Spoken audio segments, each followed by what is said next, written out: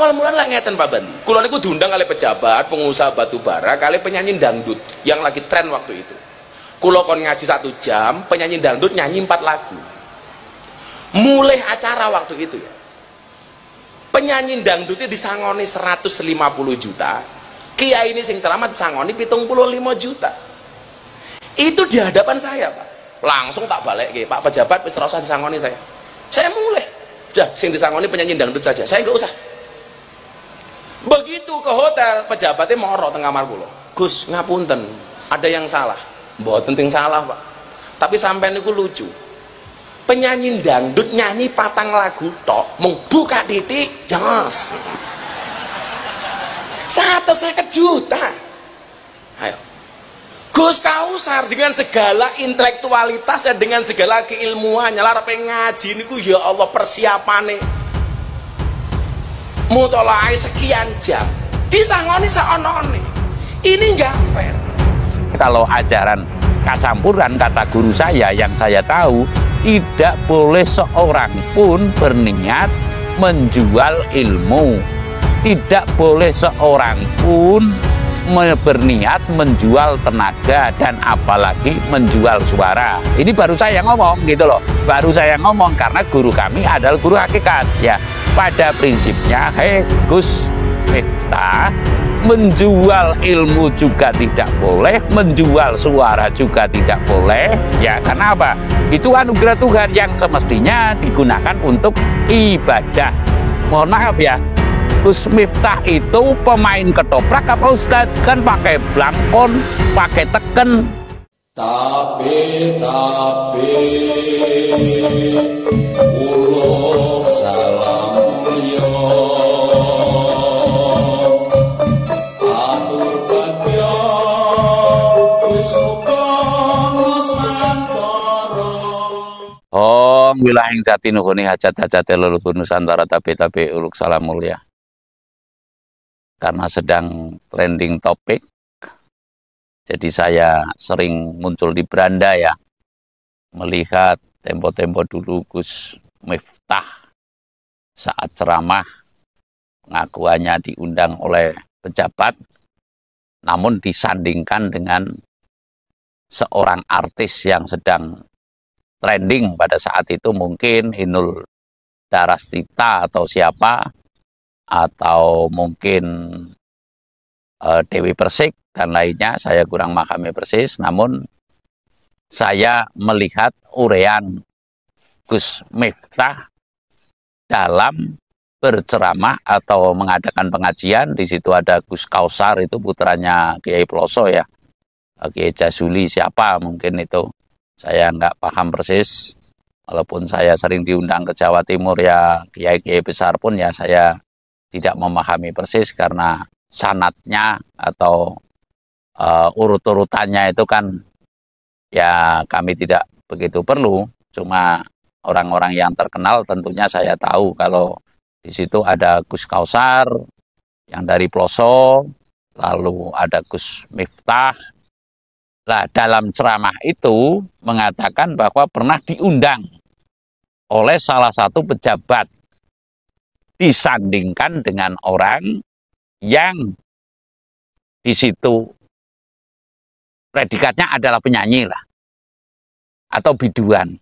Lalu dia itu membandingkan ceramah 1 jam, intinya dikasih imbalan bukan bayaran. Kalau bahasa Kasampuran nggak ada istilah bayaran, ilmu dibayar atau itu tanggapan, itu nggak ada, tapi imbal yang setimpal lah, imbalan lah dengan kata lain, imbal setimpal. Nggak boleh aslinya kalau ajaran Kasampuran, kata guru saya yang saya tahu, tidak boleh seorang pun berniat menjual ilmu, tidak boleh seorang pun berniat menjual tenaga dan apalagi menjual suara. Ini baru saya ngomong gitu loh, baru saya ngomong karena guru kami adalah guru hakikat ya. Pada prinsipnya, hei Gus Miftah, menjual ilmu juga tidak boleh, menjual suara juga tidak boleh ya. Karena apa? Itu anugerah Tuhan yang semestinya digunakan untuk ibadah. Lalu menjual apapun anugerah Tuhan, artinya di situ bukan berarti tidak boleh menerima, namun diniati ibadah, diwehi ya syukur, ora diwehi ya berarti sana yang dosa, begitu loh. Sana yang ora ilok, kalau istilah Jawa itu nggak ada istilah dosa. Mengundang orang kok nggak dikasih imbalan, itu kalau kata agama itu dosa, kalau kata kami pamali atau ora ilok. Lah ini perlu dipahami para gus-gus, para ustadz-ustadz ya, agar apa? Makin meningkat kadar iman dan takwanya. Jangan kalau Jumatan ibaratnya disubyah-subyah, seolah-olah itu bangga sekali pakaiannya, mohon maaf ya, kayak sudah ini ketoprak apa? Mohon maaf ya, Gus Miftah itu pemain ketoprak apa Ustadz? Kan pakai blangkon, pakai teken, kadang pakai celana panjang, bahkan sekarang itu pakai yang kayak ketoprak itu persis itu seolah-olah sebagai raja atau pangeran gitu kan.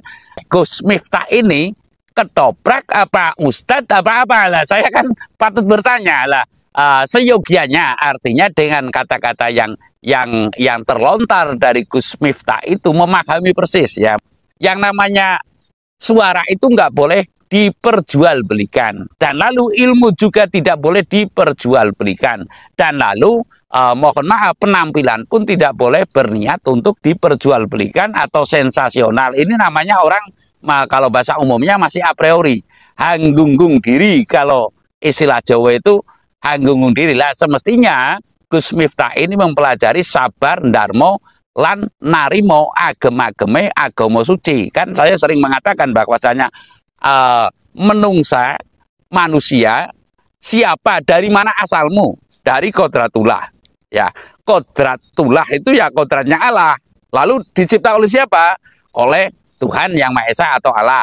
Lalu pekerjaannya apa? Syahadat kelawan iman lah. Ini kan tentunya syahadat dengan iman ini ya tentu dipahami, syahadat dan iman ini tentu dipahami.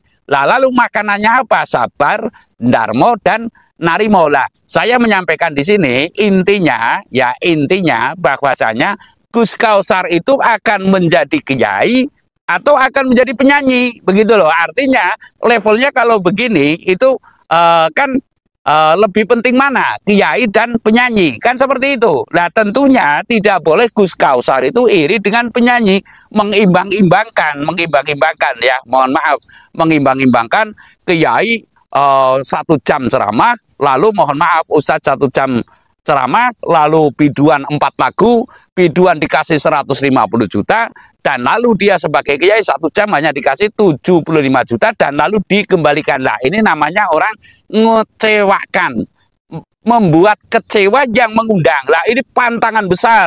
Hei Gus Miftah, ini pantangan besar. Lah saya akan menyampaikan di sini bahwasanya yang namanya kiai dan penyanyi tentu ada bedanya dong. Kalau Gus Miftah itu menerima 75 juta dengan ikhlas ya, lalu penyanyi 150 juta, tentunya kalau penyanyi itu nggak ada nilai ibadahnya ya. Tapi kalau Gus Miftah ini tentu ada nilai ibadahnya. Maka menurut kami tindakan yang demikian itu adalah tindakan yang ngepas. Lebih baik, mohon maaf, tidak datang sekalian itu mungkin lebih terpuji daripada datang namun ya seperti itu. Lalu dikatakan di mana-mana. Lah ini bikin cacat dengan perasaan orang lain. Menurut kami ini adalah pantangan ya, pantangan atau tidak boleh dilakukan oleh apalagi sosok seorang ustadz ya. Saya tidak menjelekkan, namun saya mengatakan bahwasanya Gus Miftah ini memang dari dulu saya amati, tidak cuma Gus Miftah ya,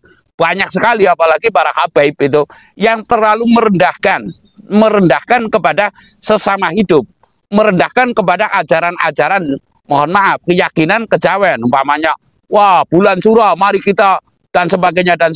Lebih dikdaya mana kamu dengan Brawijaya, lebih sakti mana kamu dengan leluhur Jawa, gitu loh. Ini kasus nyatanya. Kalau mohon maaf Islam berkembang atau agama Islam itu kan setelah ada Raden Patah kemarin lah, taruhlah tahun 1400-an lah. Sedangkan leluhur-leluhur kita itu sudah jauh tahun 900 saja sudah bisa menciptakan Candi Borobudur. Lah ini yang perlu dipahami, artinya kelewatan batas ya. Ini saatnya Gus Miftah itu ngunduh Wayang Pakarti. Saya menyampaikan di sini bukan mencela sekali lagi, namun saya cenderung memberikan mengingatkan, ibaratnya lingkinelingan, kalau istilah Jawa, lingkinelingan, jangan sampai hal-hal yang demikian itu terjadi lagi, sehingga nanti sopo moyok mesti bakal ngoyok. Lah ini kan merendahkan sehingga terendahkan. Nah sekarang nanti tinggal metik buahnya saja. Yang namanya pondok itu pondok saja namanya, kalau nggak keliru pondoknya Gus Miftah ini adalah pondok oraji. Nah kemungkinan hal-hal yang demikian yang akan menyebabkan oraji bagi tidak ada harganya lah, atau tidak ada kehormatannya bagi Gus Miftah. Secara demikian, terima kasih.